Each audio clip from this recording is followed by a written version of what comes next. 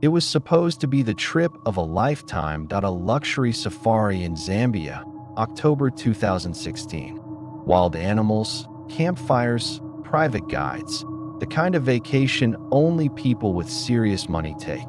Lawrence Larry Rudolph, a wealthy dentist from Pennsylvania, and his wife, Bianca, an avid big game hunter, were there to do what they loved: travel, hunt, and enjoy the good life they'd built. But before the sun even rose properly over the African bush, a gunshot tore through the silence. And Bianca was dead. What happened next would spark a years-long investigation, a federal trial, and a question that still makes people uneasy. Was it a tragic hunting accident? Or did a millionaire kill his wife in the middle of Africa to be with another woman and collect millions in insurance? That's the story you're about to hear. According to Larry, it was simple, horrible, but simple. He told Zambian authorities that Bianca had been packing her shotgun in their cabin before their flight home. The gun, he said, went off accidentally. She was shot in the chest. He said he wasn't even right next to her when it happened. He said it was an accident, but even from the beginning, some things didn't fit. Bianca was an experienced hunter. She knew guns. She'd traveled the world with firearms. Hunters like her don't just point a shotgun at themselves and pull the trigger while packing.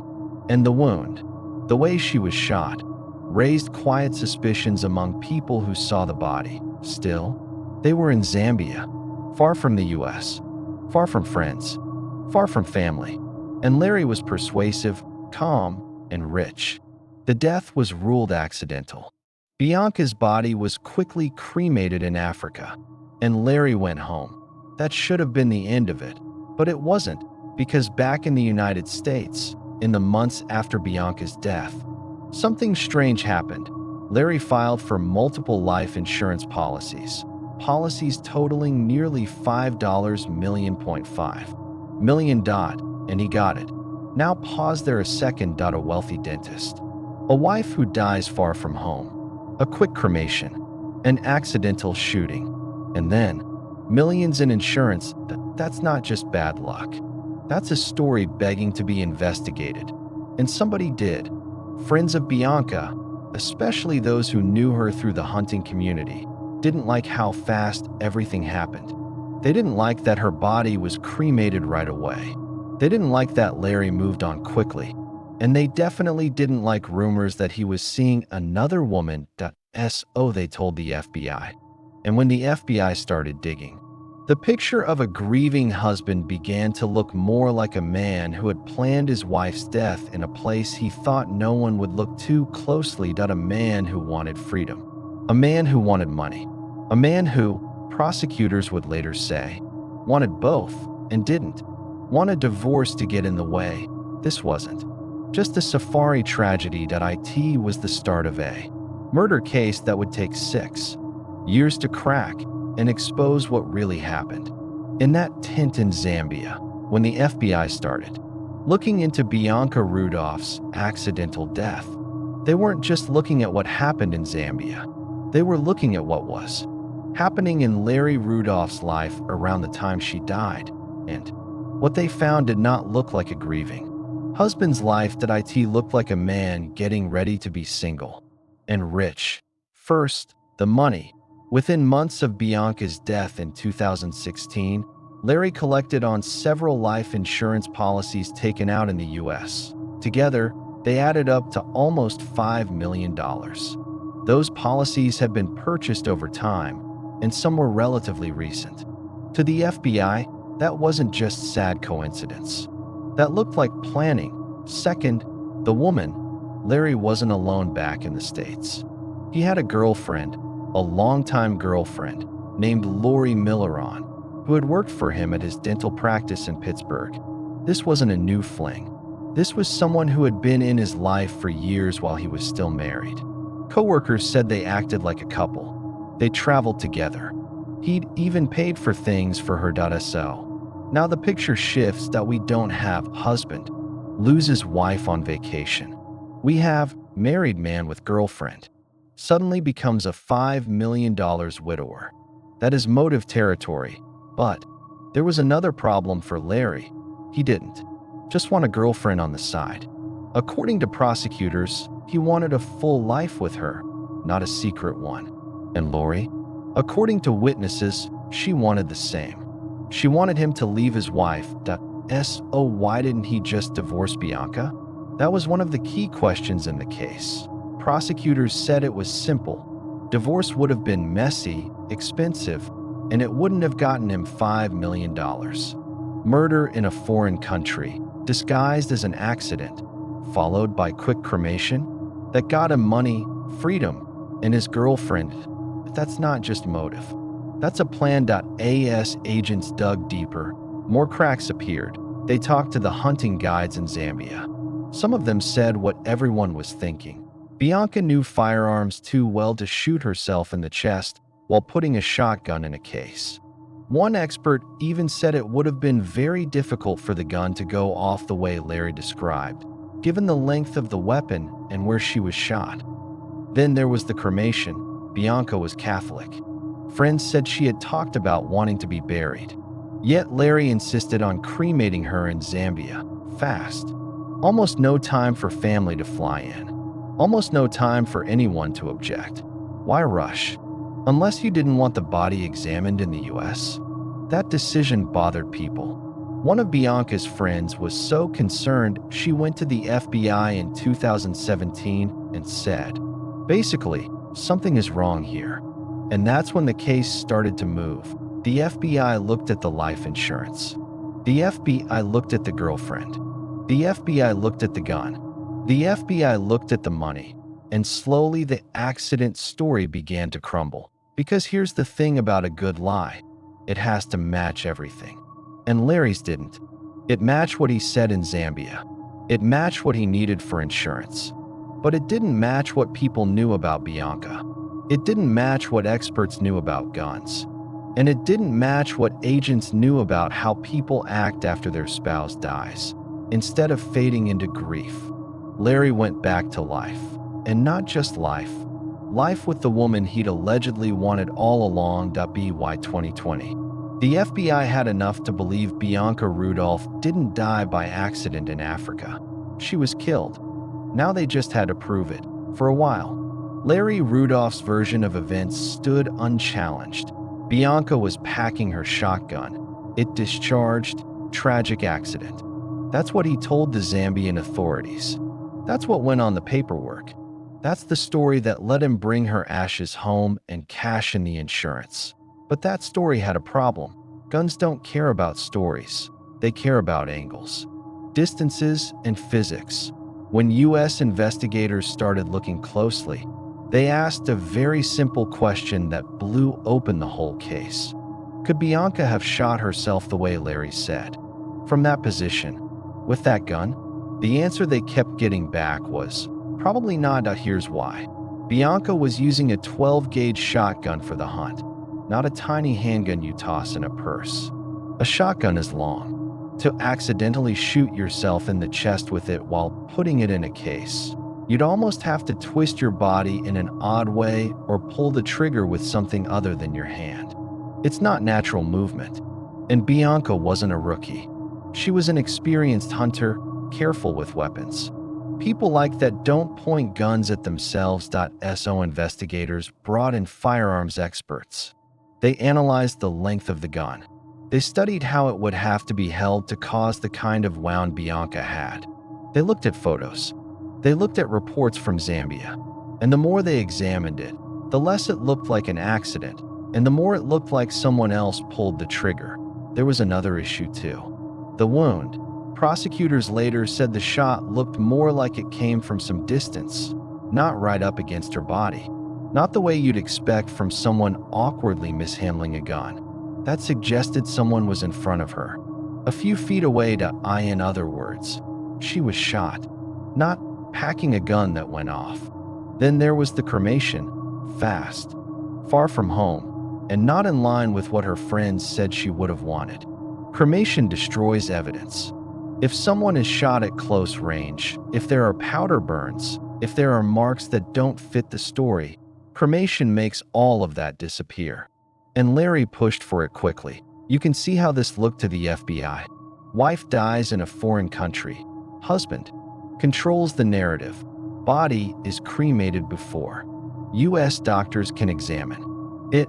Husband gets $4.5 million. Husband continues relationship with longtime girlfriend. On its own, each piece could be explained away.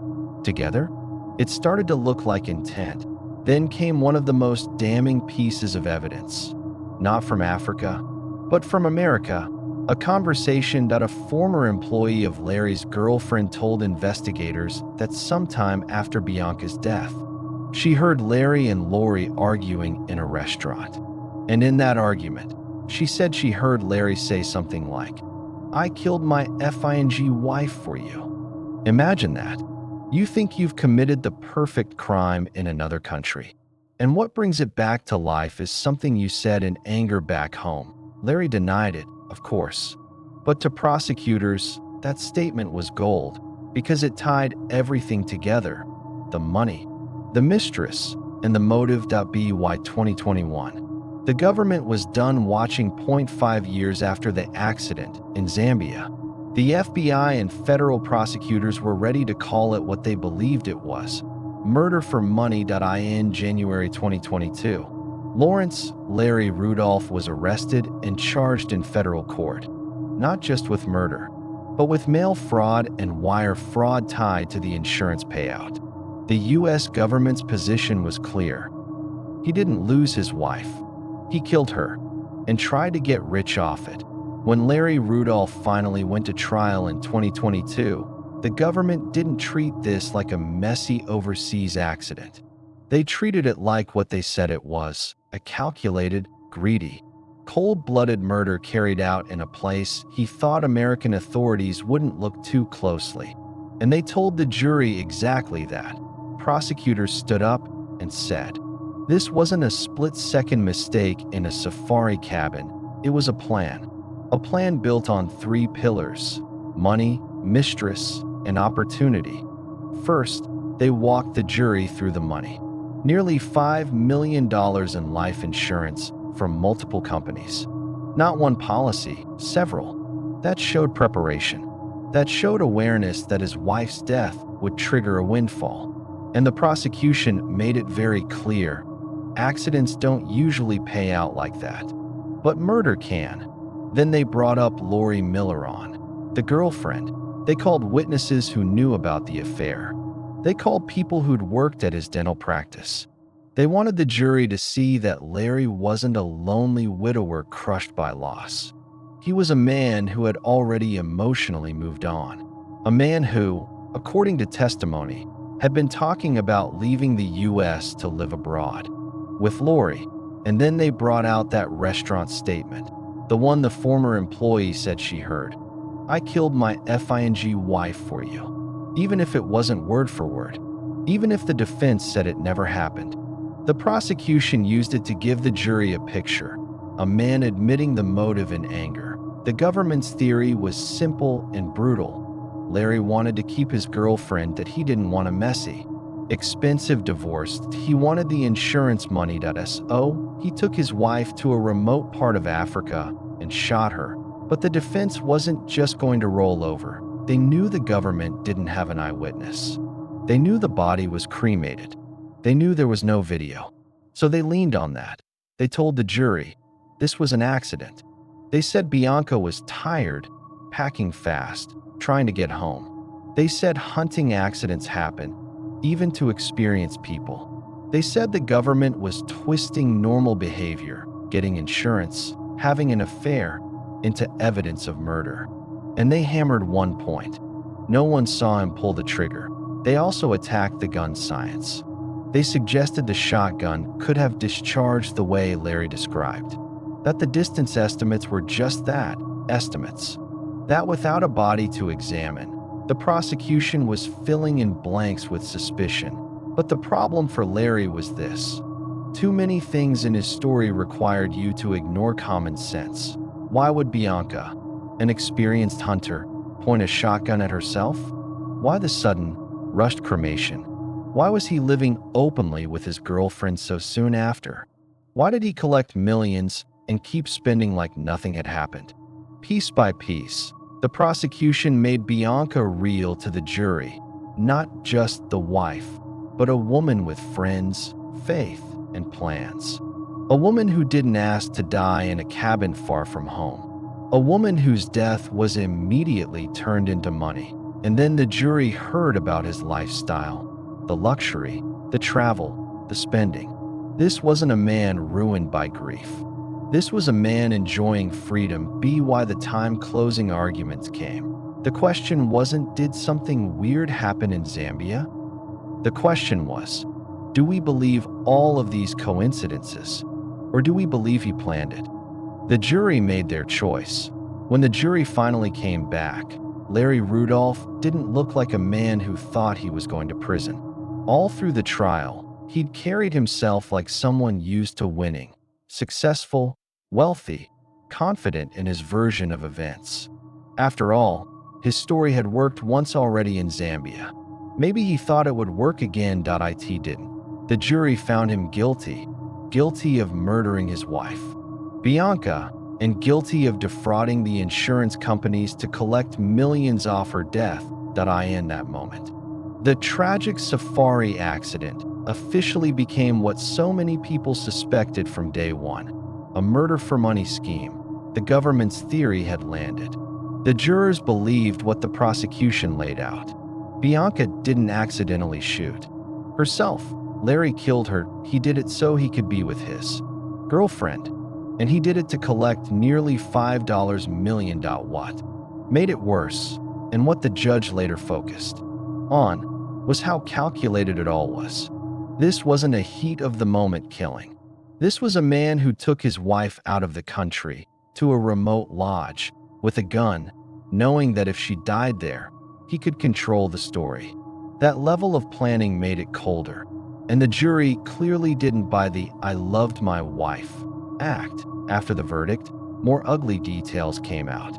Prosecutors said that after Bianca's death, Larry and his girlfriend started talking about moving to Mexico, even Panama, places where they could live comfortably. That's not how devastated husbands usually act. That's how newly freed men act. The insurance companies, too, were pulled into it. Because when you kill someone to get their life insurance, that's not just murder, that's federal fraud. And the feds love fraud almost as much as they love catching murderers. So now Larry wasn't just a killer in the eyes of the jury. He was a killer and a liar who used the mail and wire system to steal money. But there was one more person in all this. Lori Milleron, the girlfriend. The government didn't ignore her. She was charged, too, not with murder, but with being part of the cover, lying to the grand jury, and benefiting from the crime. The idea was simple. If you help sustain the lie, if you stand by the man who killed his wife for you, you're not just a bystander. You're part of it. And that's what made this case so disturbing. It wasn't just about a man who killed his wife. It was about a man who killed his wife so he could slide right into his real life with another woman.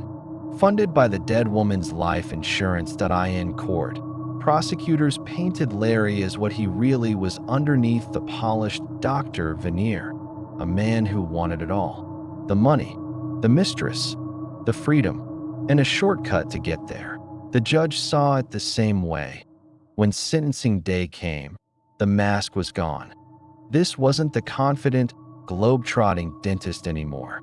This was a man in a federal courtroom, in shackles, listening while a judge told him that the life he tried to buy with someone else's death was over. The judge didn't hold back. That he called the murder planned, selfish, and motivated by greed and lust. He reminded the court that Bianca didn't die in a moment of rage. She died far from home, with no family around her, in a cabin where the only other person present was the man who stood to gain millions from her death. That, the judge said, made it especially cruel, so the sentence was severe. Life in prison for the murder of a U.S. national overseas, plus additional time for the fraud tied to the insurance payouts, and in order to pay back millions that he collected after killing his wife. In plain language, he was never getting out.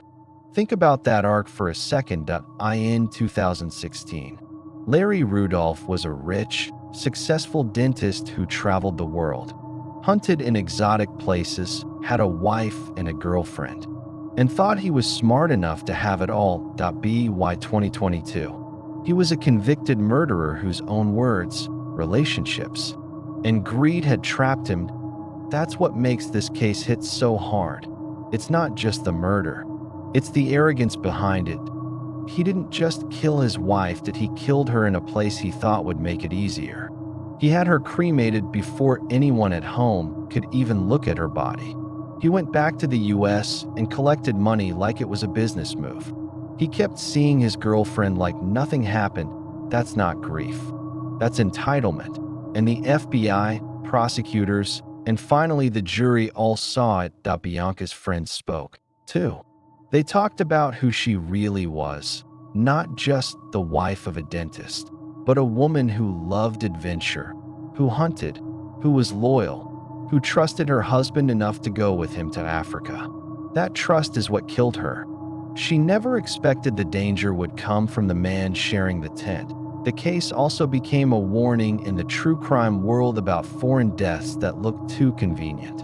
When someone dies overseas, especially in a way that's hard to reconstruct, killers sometimes think they've found a loophole. In this case, the loophole closed. Hard. In the end, the story of Lawrence Larry Rudolph is simple, even if he tried to make it complicated. He wanted out of his marriage, that he wanted to keep his girlfriend, that he wanted the money, that he didn't want to lose anything, so he took everything from someone else. But murder for money almost always leaves a trail, an insurance form, a rushed cremation, a jealous lover, a careless comment, a motive that shines through the lies. That's what happened here. A gunshot in a safari cabin in Zambia was supposed to look like a tragic accident. 6 years later, in a federal courtroom in America, it was finally called what it really was: murder. Don't forget to like and subscribe to this channel using the link below.